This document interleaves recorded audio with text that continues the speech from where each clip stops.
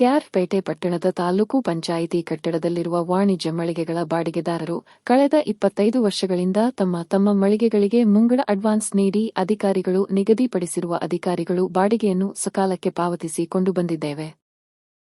ಬಾಡಿಗೆಯನ್ನು ಹೆಚ್ಚಿಸಿ ಹಾಲಿ ಇರುವ ನಮ್ಮ ಹೆಸರಿನಲ್ಲಿಯೇ ಮಳಿಗೆಗಳನ್ನು ಮುಂದುವರಿಸಬೇಕು ಎಂದು ಪಟ್ಟಣದಲ್ಲಿರುವ ತಾಲೂಕು ಪಂಚಾಯಿತಿ ಕಟ್ಟಡದ ಹೊಸಹೊಳಲು ಮತ್ತು ಕಿಕ್ಕೇರಿ ಮಾರ್ಗದ ವಾಣಿಜ್ಯ ಮಳಿಗೆಗಳ ಬಾಡಿಗೆದಾರರ ಸಂಘದ ಅಧ್ಯಕ್ಷರಾದ ಬಲ್ಲೇನಹಳ್ಳಿ ರಮೇಶ್ ತಾಲೂಕು ಪಂಚಾಯಿತಿ ಆಡಳಿತಾಧಿಕಾರಿ ಹಾಗೂ ಜಿಲ್ಲಾ ಪಂಚಾಯಿತಿ ಸಿಇಒ ಅವರನ್ನು ಒತ್ತಾಯಿಸಿದರು. ಸೋಮವಾರ ಸುದ್ದಿಗೋಷ್ಠಿಯಲ್ಲಿ ಮಾತನಾಡಿದ ಅವರು, ನಿರುದ್ಯೋಗಿಗಳಾದ ನಾವು ತಾಲೂಕು ಪಂಚಾಯತ್ ಆಡಳಿತ ಮಂಡಳಿಯಿಂದ ಕಾನೂನುಬದ್ಧವಾಗಿ ಬಾಡಿಗೆಗೆ ಪಡೆದುಕೊಂಡು ಕಳೆದ 25 ವರ್ಷಗಳಿಂದಲೂ ಸದರಿ ಮಳಿಗೆಯಿಂದ ಸ್ವಯಂ ಉದ್ಯೋಗ ಮಾಡಿಕೊಂಡು ಬರುತ್ತಿದ್ದೇವೆ. ಆದರೆ ಈಗ ನಮ್ಮ ಮನವಿಯನ್ನು ಕಡೆಗಣಿಸಿ ಏಕಾಏಕಿ ಆನ್ಲೈನ್ ಮೂಲಕ ಹರಾಜು ಪ್ರಕ್ರಿಯೆ ಮಾಡಲಾಗಿದೆ. ಒಬ್ಬ ವ್ಯಕ್ತಿ 1 ವರ್ಷಕ್ಕೂ ಅಷ್ಟು ಕಟ್ಟಲು ಸಾಧ್ಯವಾಗದೇ ಇರುವಷ್ಟು 1 ರಿಂದ 2 ಲಕ್ಷದವರೆಗೂ ಬಾಡಿಗೆಯನ್ನು ಆನ್ಲೈನ್ ಮೂಲಕ ಬಿಡ್ಕೂಗಿರುತ್ತಾರೆ. ಈ ಬಿಡ್ದಾರರು ಯಾವುದೇ ಕಾರಣಕ್ಕೂ ಅಂಗಡಿಯನ್ನು ಬಾಡಿಗೆಗೆ ಪಡೆದು ಡೆಪಾಸಿಟ್ ಕಟ್ಟಿ ವ್ಯಾಪಾರ ವಹಿವಾಟು ಮಾಡುವ ವ್ಯಕ್ತಿಗಳಲ್ಲ. ಕೇವಲ ಹೆಚ್ಚು ಬಾಡಿಗೆಗೆ ಬಿಡ್ಕೂಗಿ ಹಾಲಿ ಇರುವ ಬಾಡಿಗೆದಾರರಿಗೆ ತೊಂದರೆ ಕೊಡುವ ಉದ್ದೇಶದಿಂದ ಈ ರೀತಿ ಮಾಡಿರುತ್ತಾರೆ. ಹಾಗಾಗಿ ವ್ಯಾಪಾರ ಮಾಡಿಕೊಂಡು ಜೀವನ ನಡೆಸುತ್ತಿರುವ ನಮಗೆ ಮಳಿಗೆಗಳನ್ನು ನಿಯಮದ ಪ್ರಕಾರದ ಬಾಡಿಗೆ ಮತ್ತು ಡೆಪಾಸಿಟ್ ಹೆಚ್ಚಳ ಮಾಡಿ ಮುಂದುವರಿಯಲು ಅವಕಾಶ ಕಲ್ಪಿಸಬೇಕು ಎಂದು ಮನವಿ ಮಾಡಿದರು. ಈ ಹರಾಜು ಮೂಲಕ ಮಾಡಿರುವ ಹರಾಜು ಪ್ರಕ್ರಿಯೆಯನ್ನು ರದ್ದು ಮಾಡಬೇಕು. ಈ ಸಂಬಂಧ ನಾವುಗಳು ಹೈಕೋರ್ಟ್ನಲ್ಲಿ ಅರ್ಜಿ ಸಲ್ಲಿಸಿದ್ದು, ನ್ಯಾಯಾಲಯವು ನಮ್ಮನ್ನು ಅಂಗಡಿಯಿಂದ ಖಾಲಿ ಮಾಡಿಸದಂತೆ ತಡೆಯಾಜ್ಞೆ ನೀಡಿದೆ.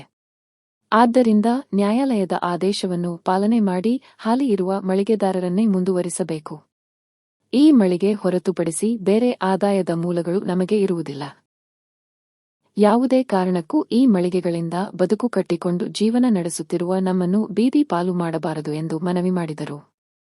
ತಾಲೂಕು ಪಂಚಾಯಿತಿ ಕಟ್ಟಡದ ಹೊಸಹೊಳಲು ಮತ್ತು ಕಿಕ್ಕೇರಿ ಮಾರ್ಗದ ವಾಣಿಜ್ಯ ಮಳಿಗೆಗಳ ಬಾಡಿಗೆದಾರರ ಸಂಘದ ಕಾನೂನು ಸಲಹೆಗಾರ ವಕೀಲ ನಯಾಜ್ ಪಾಷಾ, ಸಂಘದ ಉಪಾಧ್ಯಕ್ಷ ಮಲ್ಲೇಶ್, ಸಂಘದ ಪದಾಧಿಕಾರಿಗಳಾದ ಸೋಮಶೇಖರ್, ವಾಸು, ನವೀನ್, ಲೋಹಿತ್ ಸೇರಿದಂತೆ ಮತ್ತಿತರರು ಉಪಸ್ಥಿತರಿದ್ದರು.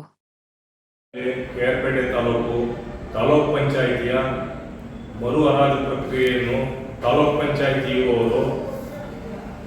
ಪಂಚಾಯಿತಿ ಏನು ಮಳಿಗೆದಾರರು ಸುಮಾರು 20-25 ವರ್ಷದಿಂದ ಪ್ರತಿ ವರ್ಷ ಅಡ್ವಾನ್ಸ್ ಆಗಿ ಅಗ್ರಿಮೆಂಟ್ ಮಾಡಿಕೊಂಡು 5 ವರ್ಷಕ್ಕೊಂದ್ಸಲ ರಿನ್ಯೂವಲ್ ಮಾಡಿಕೊಂಡು 4 ವರ್ಷ 11 ತಿಂಗಳಿಗೆ 10% ಎಬೋ ಅಗ್ರಿಮೆಂಟ್ 1,50,000 ಡೆಪಾಸಿಟ್ ಮಾಡಿ ಪ್ರತಿ ತಿಂಗಳು ಕರಾರುವಕ್ಕಾಗಿ ಬಾಡಿಗೆ ಕಟ್ಕೊಂಡು ಸುಮಾರು 20-25 ವರ್ಷದಿಂದ ಬಾಡಿಗೆ ಕಟ್ಕೊಂಡು ಬರ್ತಾ ಇದ್ದ. ಯಾವಾಗ ಬಾಡಿ ಇರ್ತಿತ್ತು 4 ವರ್ಷ 11 ತಿಂಗಳಿಗೆ ಬಾಡಿ ಇದ್ದಂತ ಅಧ್ಯಕ್ಷರು ಅದನ್ನ ಮಾಡುವಂತ ಸರ್ಕಾರ ಮಾಡ್ತಿಲ್ಲ, ಅಧ್ಯಕ್ಷರು ಮಾಡಬೇಕು. ಅಧ್ಯಕ್ಷ ಅಪ್ಪಣೆ ಮೇರೆಗೆ ಮಾಡ್ತಾ ಇದ್ರು. ಈಗೇನು ಆಗಲೇ ಸುಮಾರು 5-6 ವರ್ಷದಿಂದ ತಾಲೂಕ್ ಪಂಚಾಯತ್ ಜಿಲ್ಲಾ ಪಂಚಾಯತ್ ಆಗಿಲ್ಲ. ಅದರಿಂದ ಏನು ಜೀವನೋಪಾಯ ಏನು ಮಳಿಗೆದಾರರು ಮಾಡ್ತಾ ಇದೀವಿ ಅದು ಕಷ್ಟಕರವಾದ ಮಳಿಗೆ. ನಾವು ಈಗ ಆಲ್ರೆಡಿ 4,000, 5,000, 10,000, 12,000, 18,000 ತನಕ ತಾಲೂಕ್ ಪಂಚಾಯತ್ ಇರ್ತಕ್ಕಂಥ ನಮ್ಮ ಅಂಗಡಿ ಮಾಲೀಕರು ಕಟ್ಕೊಂಡ್ ಬರ್ತಾ ಇದ್ದಾರೆ. ದಯಮಾಡಿ ಇದನ್ನ ಸರ್ಕಾರ ಪರಿಗಣನೆ ತಕೊಂಡು ಈಗೇನು ಈ ಪ್ರೊಕ್ಯೂರ್ಮೆಂಟ್ ಮಾಡಿದ್ದಾರೆ ಇಒ ಮತ್ತೆ ಜಿಲ್ಲಾ ಸಿಇಒ ಮೇಡಮ್ ಅವರು ಸರ್ಕಾರದ ಆದೇಶ ಇದೆ ಅಂತ 2017 ತೆಗೆದು ನೋಡಿದ್ರೆ ಯಾವುದೇ ತರ ಕ್ಯಾಟಗರಿ ಮಾಡಕ್ ಬರೋಲ್ಲ. ಆದ್ರೂ ಕೂಡ ನಮ್ ಗಮನಕ್ಕೆ ಬರ್ದೇನೆ ಮಳಿಗೆಯವ್ರಿಗೆ ಯಾವುದೇ ತರ ಇಂಟಿಮೇಷನ್ ಕೊಡೋದು ರೀತಿ ಈ ಪ್ರೊಕ್ಯೂರ್ಮೆಂಟ್ ಮಾಡಿದ್ದಾರೆ. ಈಗ ಈ ಪ್ರೊಕ್ಯೂರ್ಮೆಂಟ್ ಅಲ್ಲಿ ಇದೇ ತರ ಮುನ್ಸಿಪಾಲಿಟಿಲಿ ಸುಮಾರು ಈಗ 1-3 ತಿಂಗಳಲ್ಲಿ ಮುನ್ಸಿಪಾಲಿಟಿಲೂ ಹರಾಜು ಪ್ರಕ್ರಿಯೆ ಮಾಡಿದ್ರು.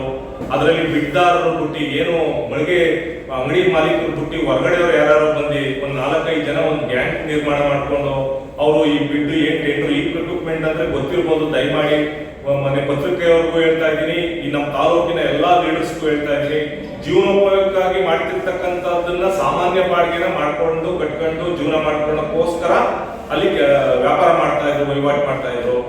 ಇದು ಈಗ ಏನ್ ಮಾಡಿದ್ದಾರೆ ಅಂದ್ರೆ ಮುನ್ಸಿಪಾಲಿಟಿಲಿ ಒಂದು ಮಳಿಗೆನ 3 ಲಕ್ಷ, 3.5 ಲಕ್ಷ, 2,80,000, 1,90,000 ಕೂಗಿದ್ದಾರೆ.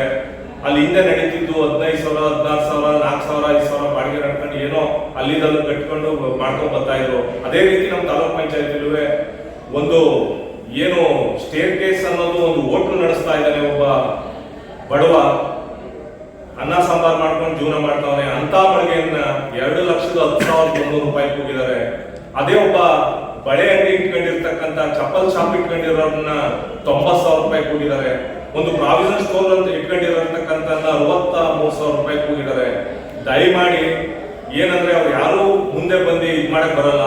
ದಯಮಾಡಿ ಹಿಂದೆ ಏನು ನಾವು 4 ವರ್ಷ 11 ತಿಂಗಳಿಗೆ ರಿನ್ಯೂವಲ್ ಮಾಡಿಕೊಂಡು ಬಾಡಿಗೆನ PWD ರೇಟ್ ಪ್ರಕಾರ ಕಾನೂನುಬದ್ಧವಾಗಿ ನಾವು ಬ್ಯಾಂಕ್ಗೆ ಚಲನ್ ರೂಪದಲ್ಲಿ ದುಡ್ಡು ಕಟ್ಕೊಂಡು ಪ್ರತಿ ತಿಂಗಳು, ಆಮೇಲೆ ಯಾವುದೇ ರೀತಿ ತಾಲೂಕ್ ಪಂಚಾಯತಿನ ನಮಗೆ ಮೂಲಸೌಕರ್ಯ ಇರುವುದಿಲ್ಲ.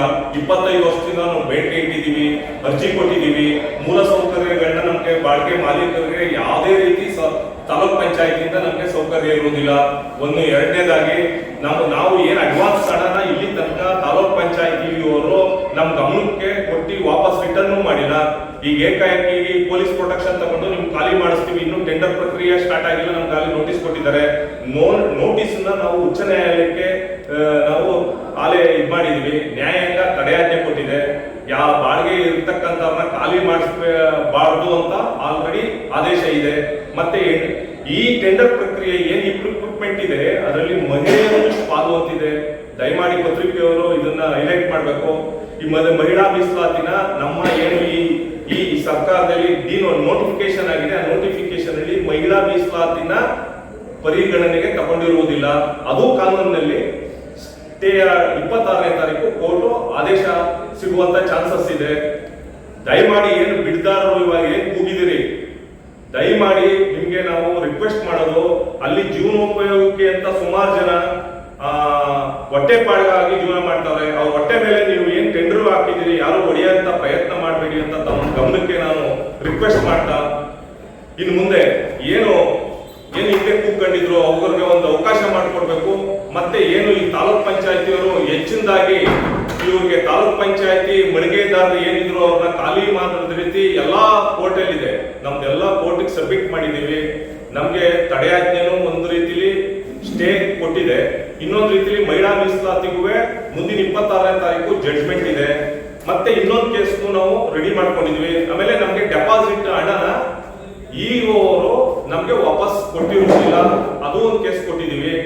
ಆದ್ರಿಂದ ದಯಮಾಡಿ ಇದನ್ನ ಪರಿಷ್ಕರಣೆ ಮಾಡಿ ಗಂತವ್ಯ ಸರ್ಕಾರ ಏನು ಹಿಂದೆ ಇದ್ದಂತ ಏನು ಮೂಲ ಮಾಲೀಕರಿಗೆ ಅವಕಾಶ ಮಾಡಿಕೊಂಡು ಕಂಟಿನ್ಯೂ ಬಾಡಿಗೆ ಕಟ್ಟುವಂತ ಅವಕಾಶ ಮಾಡಿಕೊಡ್ಲಿ ಅಂತ ಹೇಳಿ ತಮ್ಗೆ ಹೊಂದಿಸಿ ನನ್ನ ಮಾತನ್ನು ಮುಗಿಸ್ತಾ ಇದ್ದೀನಿ.